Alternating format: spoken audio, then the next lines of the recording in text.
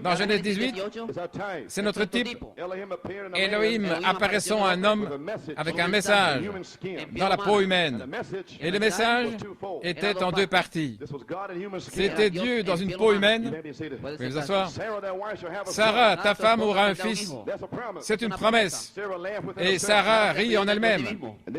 Et alors il a dit, numéro 2, je vais certainement revenir vers toi au temps de la vie.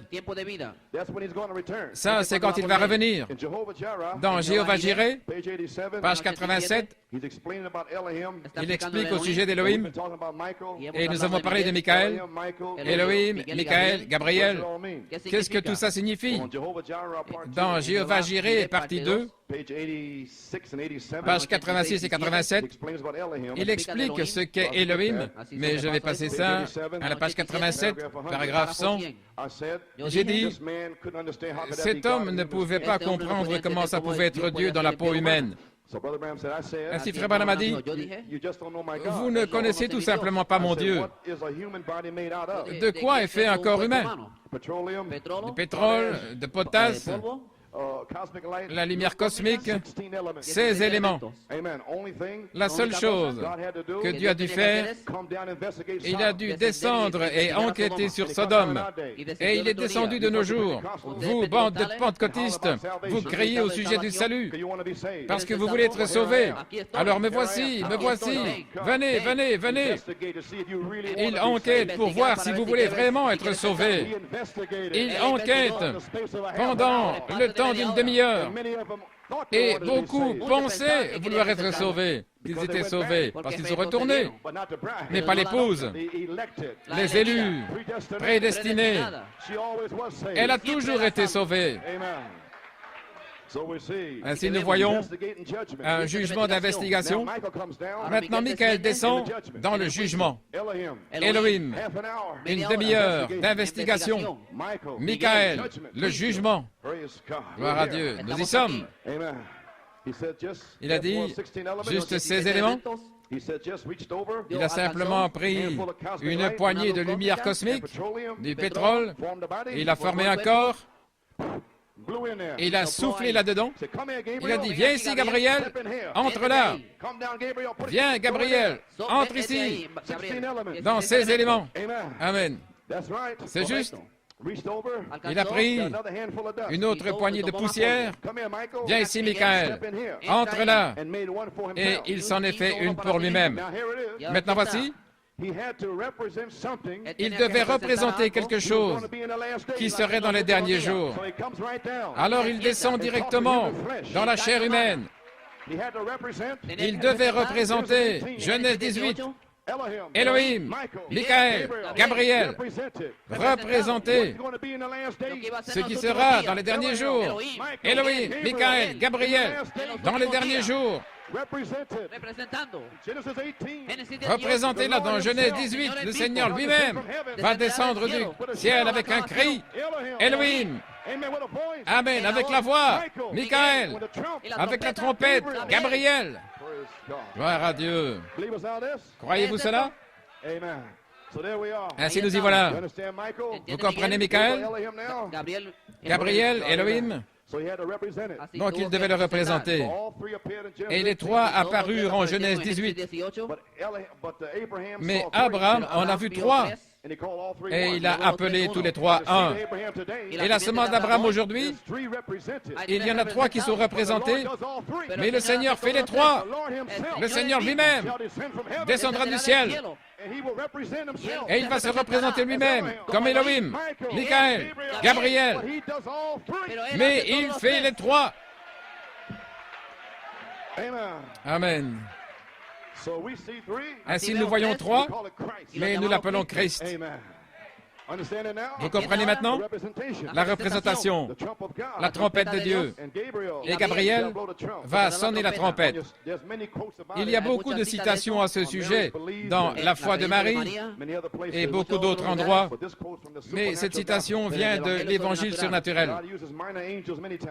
Dieu utilise des anges mineurs bien souvent. Mais quand vous voyez Gabriel Quelque chose de formidable est sur le point de se produire. Gabriel a annoncé la première venue de Christ, sa seconde venue, et il sonnera de la trompette à la dernière venue. Gabriel sonnera la trompette pour la résurrection. Abraham a appelé tous les trois seigneurs. Et la semence royale d'Abraham va appeler les trois anges représentés dans le Nouveau Testament, le Seigneur. Gloire à Dieu. Ainsi Elohim, Michaël, Gabriel sont apparus à la semence royale d'Abraham. Vous êtes d'Elohim, petits-enfants. Vous les avez vaincus, parce que celui qui est en vous est plus grand que celui qui essaie d'arrêter les sept tonnerres. Gloire. Au commencement était la parole. Le dernier livre est en deux parties. J'en ai parlé hier soir, au cas où vous ne l'auriez pas entendu. Elohim est une pensée, l'attribut. Et en Elohim, il y a des fils attributs de son esprit. Son esprit, c'était le grand arc-en-ciel. Je veux dire la grande fontaine d'amour.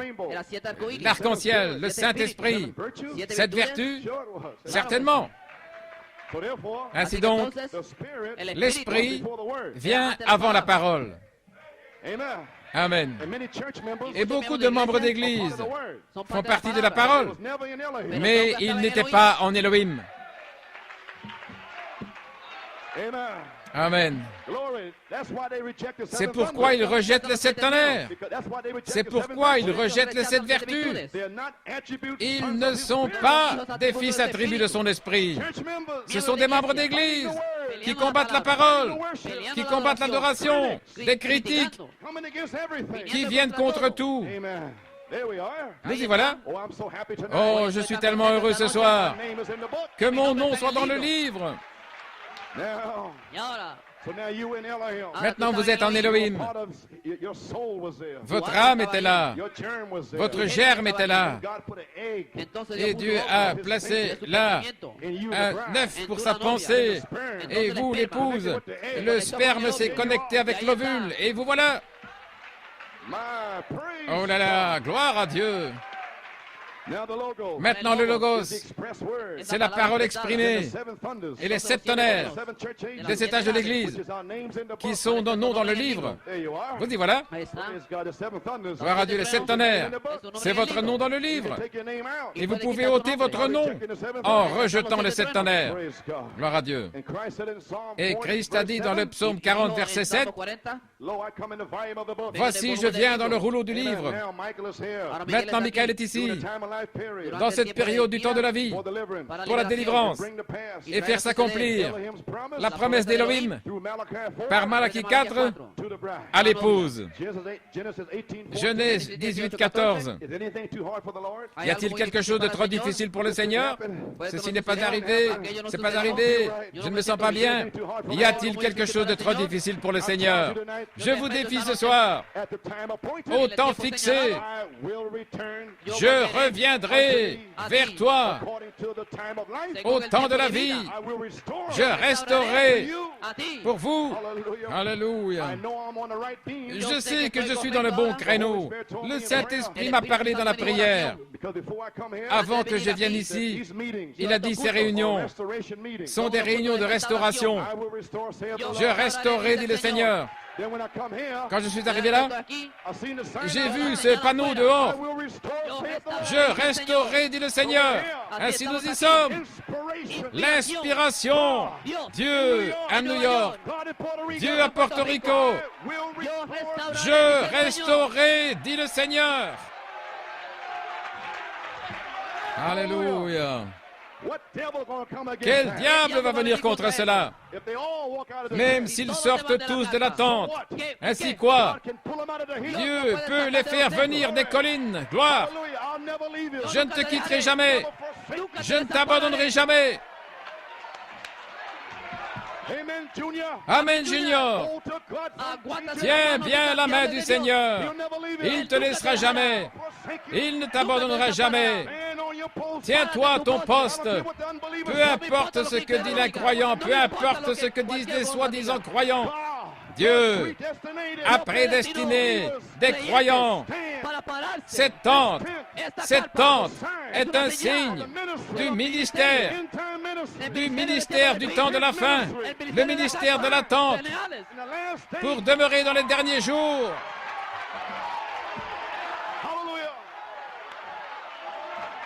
Alléluia.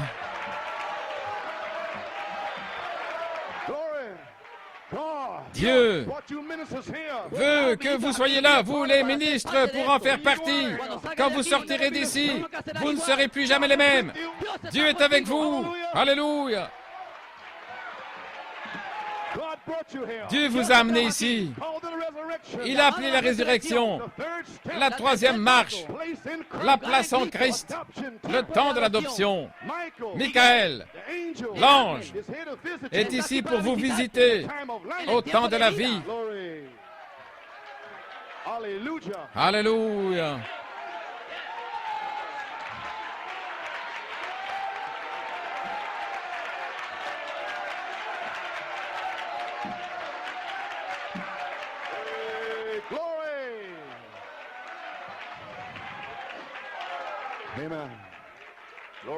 Gloire à Dieu, pouvez vous asseoir. Laissez-moi reprendre mon souffle. Maintenant, nous voyons, numéro 1, Elohim, Saint Matthieu 16, 13 à 18, une révélation roc, le Père Elohim, qui révèle les noms durant le 7 âges de l'Église. Apocalypse 10, Malachie 4, Saint Luc 17, 30. Elohim lui-même descend dans le 7 âges de l'Église. Il révèle les noms du ciel. Mais dans les derniers jours, la rédemption temps présent, il descend lui-même.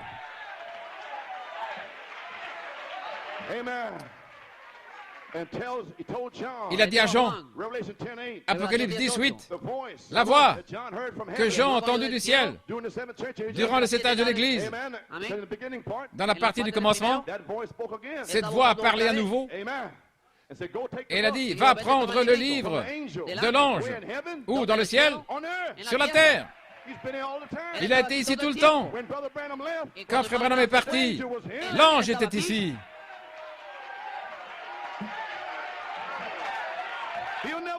Il ne vous quittera jamais. Il ne vous abandonnera jamais. Gloire. Frère Branham a libéré l'ange. Et l'ange est sur la terre. Ainsi, allez prendre ce livre. En 1974, j'ai pris ce livre. Et je l'ai mangé. Mangé tout le rouleau. Vous devez manger ce livre.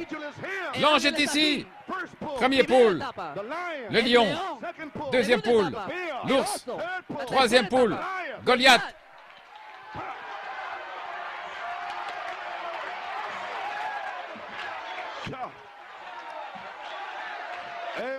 Amen.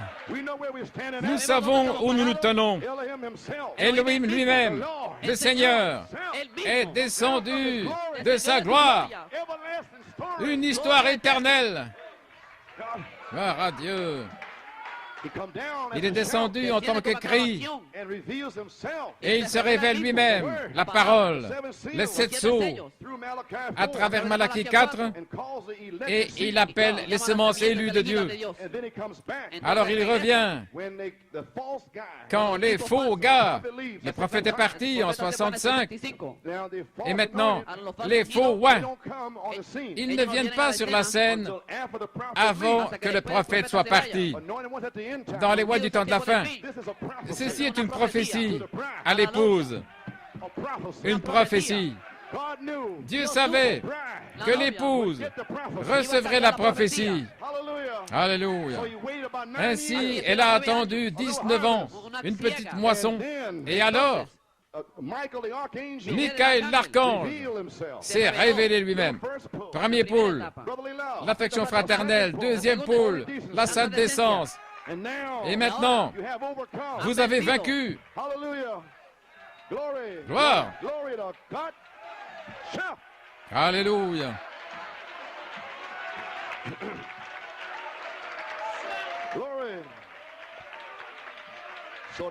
Ainsi maintenant, il vous a appelé hors des faux oins avec leurs interprétations dans le message pur. Ils sont dans le message, pas dans l'église pentecôtiste, dans ce message. Des faux oins. Ils ressemblent à des chrétiens. Ils mangent comme des chrétiens. Ils s'habillent comme des chrétiens. Ils sont presque comme des chrétiens. Quelquefois, vous pourriez leur prêcher sous l'onction. Et comme le roi Agrippa, je suis presque persuadé d'être un chrétien. Mais ils ne sont pas des chrétiens. Depuis la fondation, ils n'étaient pas là, mais vous étiez là. Où étais-tu? Gloire à Dieu. Et maintenant, ces faux gars sont dévoilés à gauche et à droite et ils haïssent l'adoration.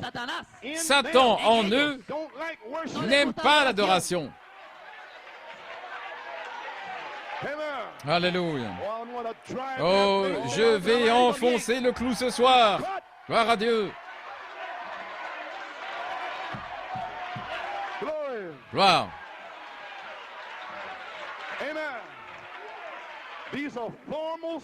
Ce sont des esprits formalistes qui ont une forme de piété, qui nient la puissance de la révélation, et Satan les a plantés dans le message. Et dans les dernières années, ils ont été dévoilés parce qu'ils haïssent l'adoration. Gloire. Ils n'aiment pas ça. Jésus-Christ, avant qu'il envoie la dynamique dans la chambre haute, il louait. Il louait. Et maintenant, nous louons. Nous louons. Oh, alléluia. Et voilà que vient le Saint-Esprit.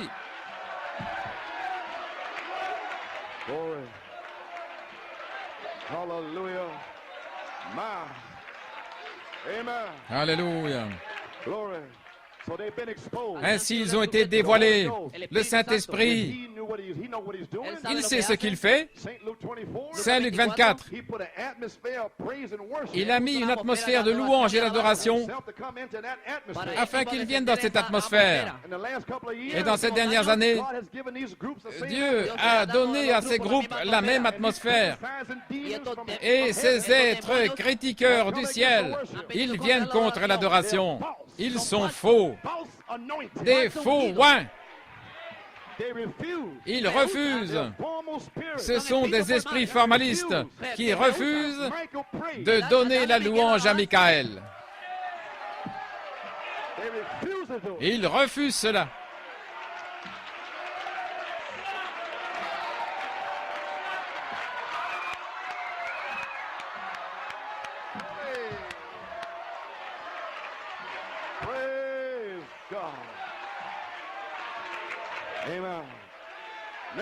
Maintenant, ce Judas a été dévoilé.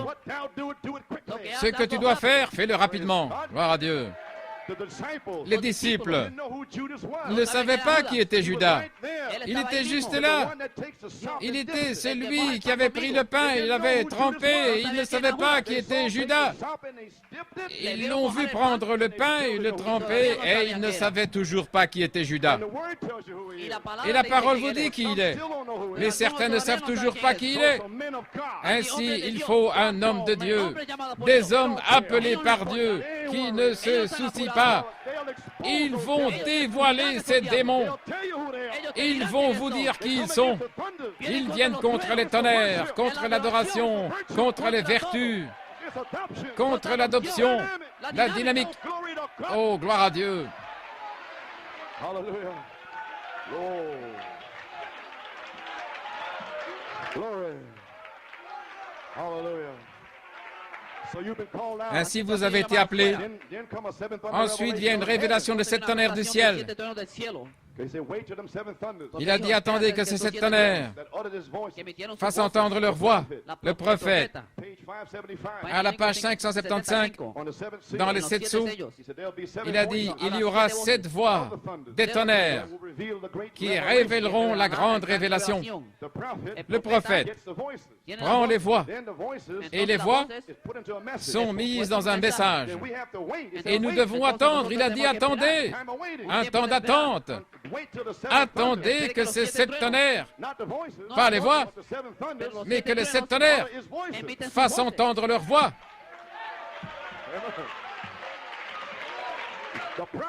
Ainsi le prophète reçoit les voix et il vous dit que c'est les tonnerres qui vous rassemblent, c'est votre réveil. Alors l'épouse entend les tonnerres. Les 7 tonnerres sont les 7 voix des 7 âges de l'Église. Maintenant, quel démon va arrêter cela? On ne peut pas le faire. Vous avez entendu de votre théophanie. Gloire.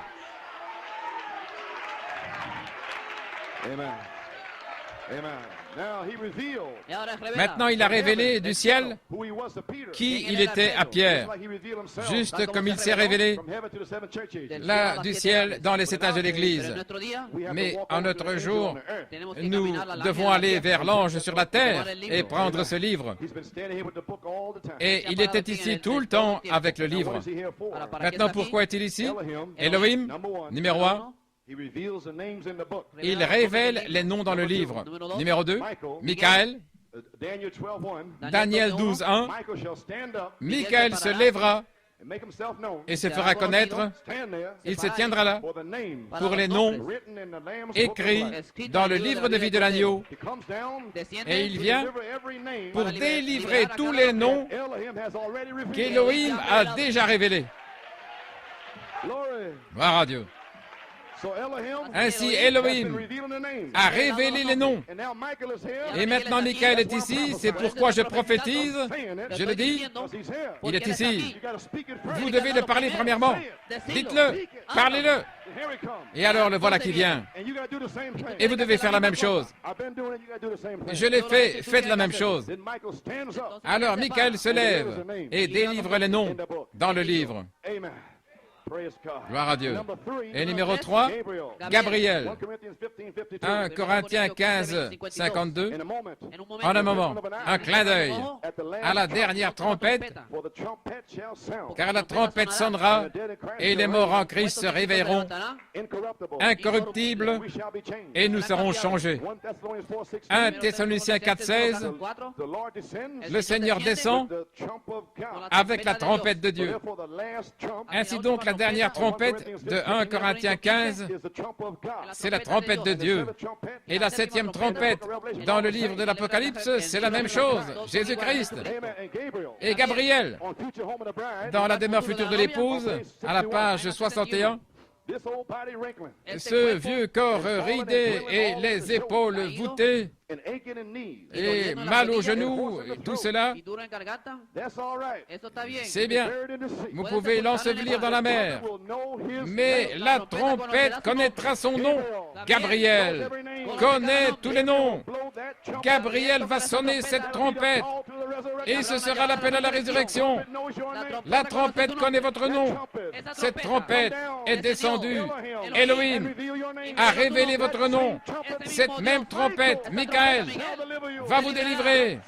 Cette même trompette, Gabriel, va vous appeler à la résurrection. Il y aura une résurrection. Il y aura un enlèvement. Alléluia. Ça a été parlé, alors il en sera ainsi. Gloire à Dieu. Tous les trois, nous déclarons ce soir, Michael, Christ, amène la puissance dans l'Église pour la délivrance et la manifestation de vos droits de rédemption des 7 âges de l'Église. C'est pourquoi vous deviez lire ces citations. Vous devez découvrir où sont vos droits.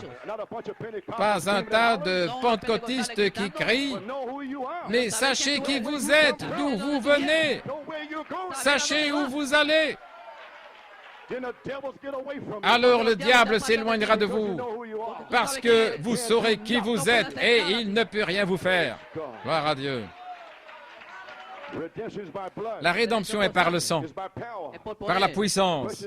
Dans questions et réponses sur le Saint-Esprit, à la page 4 et 5, la femme syrophénicienne, il relie cela à Hattie Wright. Elle avait la bonne parole, elle avait la bonne attitude mentale. Le pasteur l'a appelé un chien. Elle ne s'est pas fâchée, elle n'a pas quitté la tente.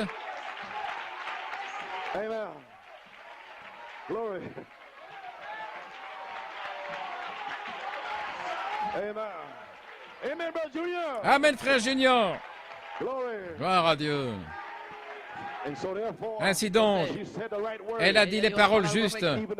Même les chiens mangent les miettes sous la table. Amen. Gloire à Dieu. Ainsi, l'attitude mentale correcte envers la promesse de Dieu la fera s'accomplir. Ce n'est rien que la vérité. Gloire à Dieu. Et nous devons avoir la foi de l'enlèvement dans une église qui peut être changée en un moment, en un clin d'œil, pour sortir d'ici. Sinon, nous ne partirons pas. Mais ne vous inquiétez pas, ce sera là. Ce sera là. Je restaurerai, dit le Seigneur. Alléluia. Et quand la puissance de cette Église, quand la puissance de Porto Rico s'éveillera, elle amènera les frères. Et la puissance de cette Église de Trinidad, quand elle se lèvera, elle va amener les frères de Trinidad. Et la puissance de Tulsa, de Fort Wayne, la puissance de New York City, quand elle se lèvera, elle va amener les frères. Elle va vous élever. Alléluia.